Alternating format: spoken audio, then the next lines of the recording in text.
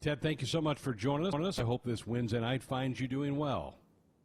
Thanks, Greg, and hello to you and all of our listeners out there. Last week when we talked, it was spring break week for your campuses. That ended, and so the learning began again for your students on Monday, but in a different way because it was online learning for the 51,000 students that you oversee. Give me a peek of what kind of feedback you're hearing after 3 days of that. Well, first of all of us here at the university system across all of our campuses, we're thinking about all of Husker Nation, everyone that supports Go Big Red, and all of our students that are back across all of our campuses, 51,000 strong. They're going through their educational paces in a different way. We made the decision some number of weeks ago to go to remote education, which is a little bit different than just online education, because online education is products that kind of exist in the cloud that a student can go and get and use at their time. A lot of these products that we're doing for our students are live through various tools like Zoom and Skype that we're talking on today, as well as using other tools like Canvas to teach them and continue on with their education. So we're welcome back all of our students from wherever they are, to include a number of our students that are still on campus. Ted, this had to be a pretty stressful time for your faculty to try to have to tweak midstream of a semester how they teach and to use some of the new tools that you were just talking about. Tell our audience something about the challenge that was for your faculty. Yeah, so you think about that across our 4 main campuses, 16,000 faculty and staff, and then they're used to one thing, and all of a sudden they're told that, hey, can you figure out how to become online or remote educators? And I'm just so proud of all of them. They stepped up. They figured out how to do it. We have a lot of online educators that helped coordinate that. They figured out the tools, and they've been ready to go across the board. To date, we've had almost no issues. We've heard virtually no complaints. And I'd like to think that our students are still getting an incredible high-value education, which is what they paid for, and that's our job, is to continue the education mission. Ted, is there an opportunity here to maybe expand what the university is doing in terms of online learning and maybe to reach more students down the road who can benefit from some flexibility that now you're showing that you can do?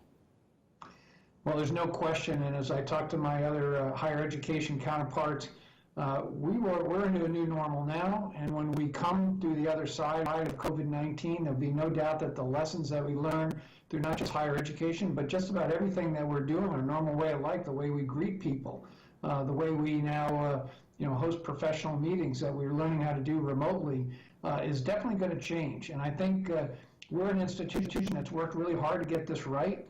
As we start to think about what the summer semesters will look like, the fall semester, we're going to eventually be back into the classroom environment. But I do think that for a lot of students, they're going to say, this is still a fantastic way to learn. So we are preparing for a larger online audience going into the future. We're visiting with the University of Nebraska President Ted Carter here on Sports Nightly on the Husker Sports Network. You've taken a little bit different tact in the fact that you did not close down your dorms. You did encourage students to go back home, but if some folks who maybe are from overseas couldn't really do that, you've allowed the dorms to stay open. Can you take me through that decision process, and then how many students, do you have any kind of percentage that did stay on your campuses? So Greg, our first priority was to make sure we took care of the health and welfare of our students, our faculty, our staff, of course, their families, and then our communities and our state. But in doing so, while continuing on with the education mission, we also wanted to make sure we didn't disadvantage anyone.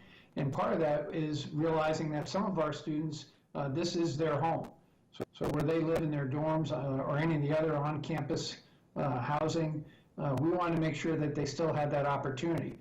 For some of the Greek houses, the national level for those houses, some of those did shut down. We made sure that they had housing available to them.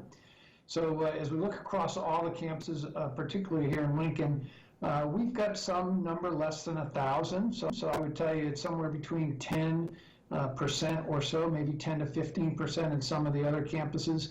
A lot of our international students, a lot of out-of-state students, as well as some of our athletes who have made the choice to come back and be here. As you know, if they're part of the Big Ten or the NCAA, there are a lot of restrictions on us being able to do any type of practicing as teams. But they can come back here. They can go through whatever period of quarantine if that was required.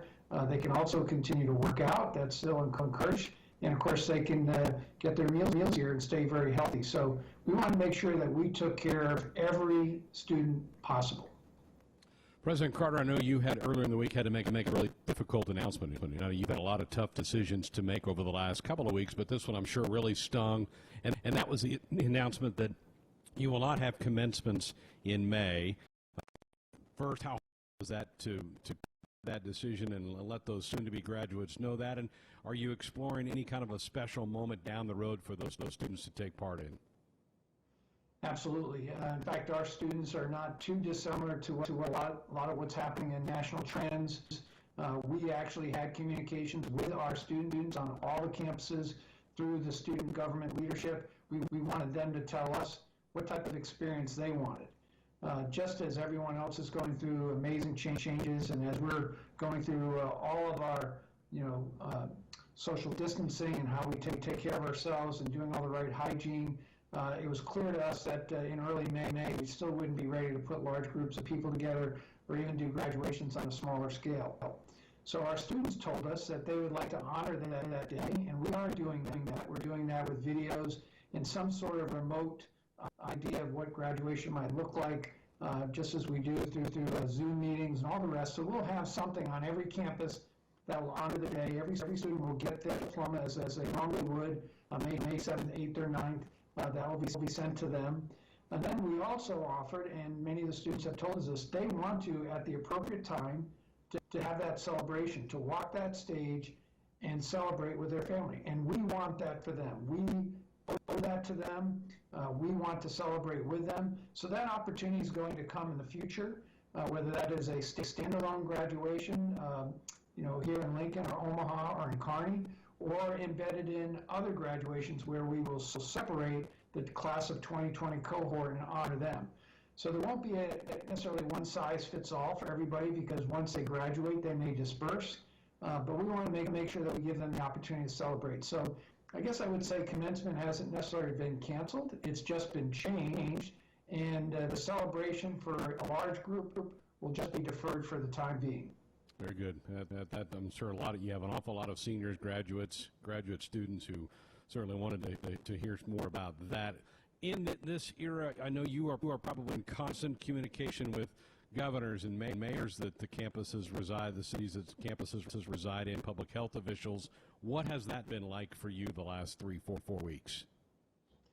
Well, the University of Nebraska system, with our very large population and how much we impact just about everything that happens in the state, I would just say we're very pleased to be in coordination with the governor's office. Governor Ricketts has been a tremendous leader in all this. He's communicating well to the public. He and I communicate regularly. I also communicate with the mayor here in Lincoln, as well as in Omaha, our other education leadership, our board of regents I'm talking to almost daily, our chancellors I'm speaking to daily, as well as our staff. So we're coordinated across the entire education enterprise for the University of Nebraska, because what happens in one part of our state, our community, our city, or on one campus affects us all. So we're making sure that we understand what kind of decisions we have to make, how it might impact each other. And I've just been very, very, very proud of the coordination. In fact, I don't know that any other state is as well coordinated, especially given the fact that we have the University of Nebraska Medical Center, who's giving all of us such tremendous advice. And I think it's one of the reasons that we're doing as well as we are doing here in Nebraska. You mentioned UNMC. I know they did receive some funding last week. There was a emergency funding package that the legislature, who reconvened very briefly to come and vote on this, and they voted unanimously to approve this. What was your reaction to that, and can you let us in on some of the things that will help benefit the university? Well, first of all, again, thanks to the governor, thanks to Senator Stinger, Senator Scheer, all of the senators of the unicameral for their support, not just for the university, but for the University of Nebraska Medical Center. This emergency relief will help make sure that they're getting the needed supplies, the test kits, the personal protective gear, and all the rest of the equipment.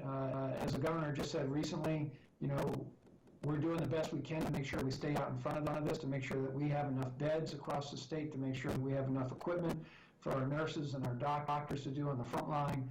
And this type of emergency money will make sure that we're ready.